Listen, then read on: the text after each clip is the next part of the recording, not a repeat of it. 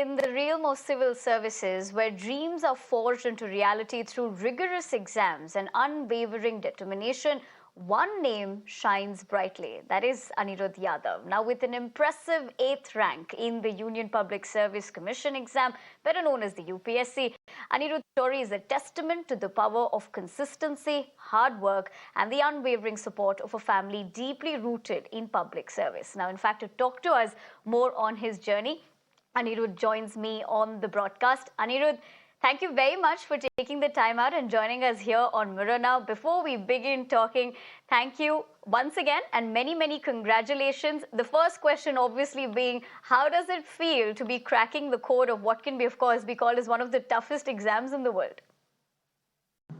Thank you so much. Thank you. It feels great. I think the feeling is still sinking in because, I've heard it so many times now, and ever since the result came out, there have been a lot of phone calls. So I think slowly but surely I'm digesting the information, and that's how it's going right now. You know, Aniruddh, this was your 4th attempt. So talk to us a little bit about that. How has that journey been? How did you really prepare? This time around, what do you think was far more different from the times that you approached this exam previously? Right. So I think why I could clear it in this attempt was that over the 4 years, I think there are incremental advances that you make. The power of compounding, I think it makes sure that slowly but surely you're improving on a daily basis. Like, for instance, in my first attempt and my second attempt, I cleared the exam.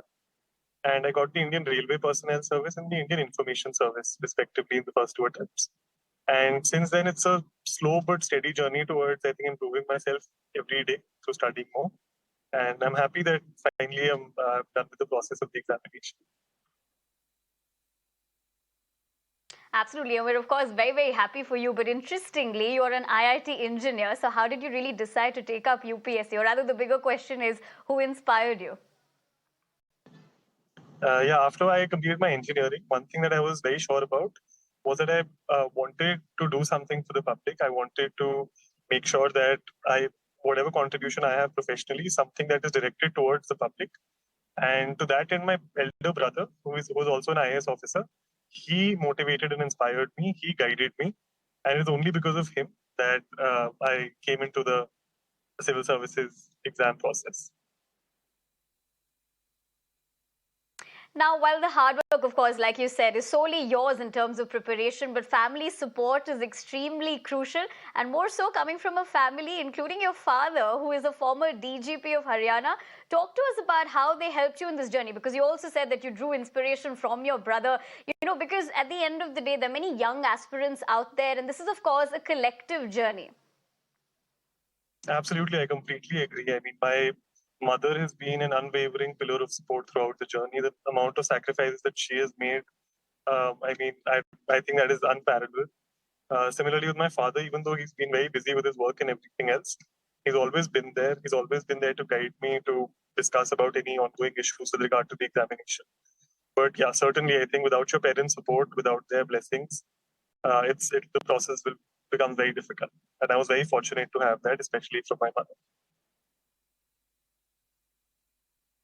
Right, and as you speak about that, whenever we hear about people preparing for the UPSC, one of the aspects is that they don't get time to do anything else, is what we infer. And the number of hours, and I'm pretty sure this question was coming your way. How did you plan your approach? Because many youngsters who aspire to be successful in UPSC are watching too. So in terms of the number of hours that you prepare and you put in, what is that you believe are the key factors? I do understand that you have said consistency as well, but apart from that, if someone were to take a point or two from your journey.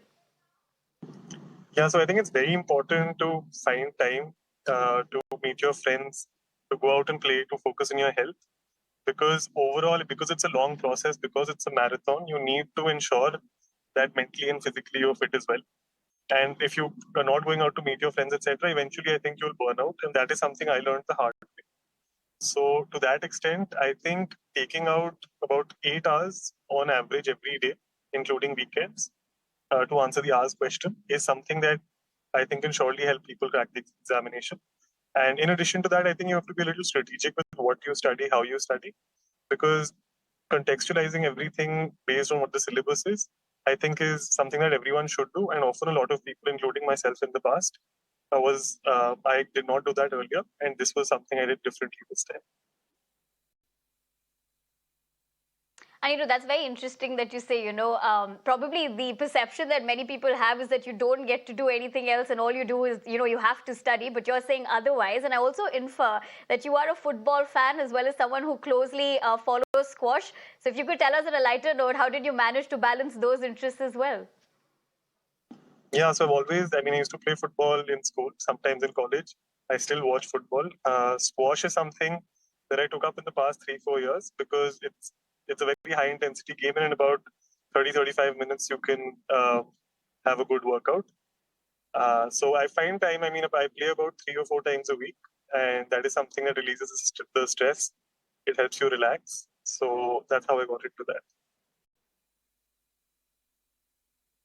Aniruddh, the other, of course, question that probably many of them are asking you, which cadre would you like to be a part of? What is the next move? We'll get talking about that before I ask you other questions.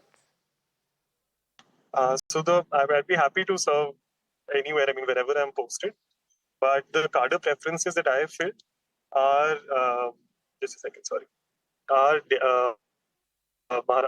Haryana is number 1, Maharashtra is number 2, and Uttar Pradesh is number 3.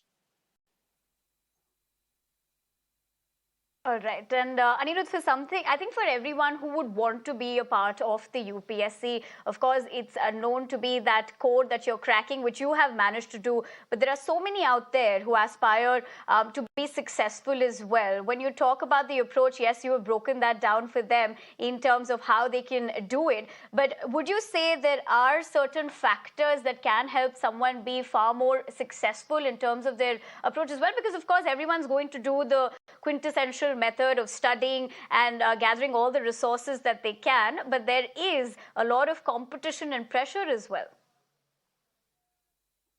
I completely agree. I think the deciding factor is probably luck. That's what I ascribe it to. Because so many people are working so hard. I have a lot of friends, and everyone works equally hard. Everyone is equally intelligent.